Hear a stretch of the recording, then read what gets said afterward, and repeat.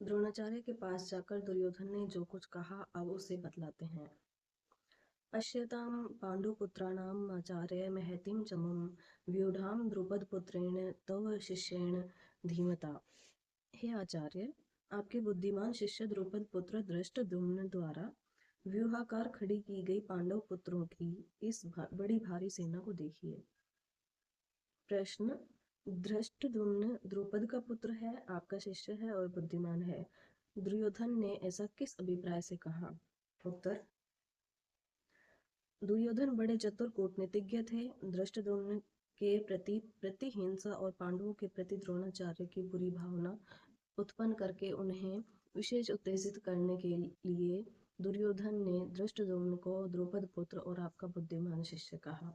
इन शब्दों के द्वारा वह उन्हें इस प्रकार समझा रहे हैं कि देखिए, द्रुपद ने आपके साथ पहले बुरा बर्ताव किया था, फिर उसने आपका वध करने का उद्देश्य से ही यज्ञ करके धृष्टद्युम्न को पुत्र रूप में प्राप्त किया था। धृष्टद्युम्न इतना कूटनीतिज्ञ है और आप इतने सरल हैं। आपको मारने के लिए पैदा होकर भी उसने आपके द्वारा ही धनुर्वेद की शिक्षा प्राप्त की।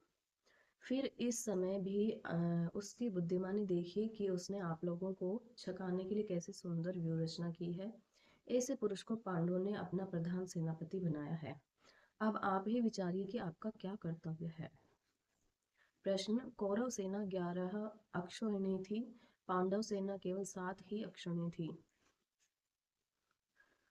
फिर दुर्योधन ने उसको बड़ी भारी महती क्यों कहा? उसे देखने के लिए आचार्य से क्यों अनुरोध किया?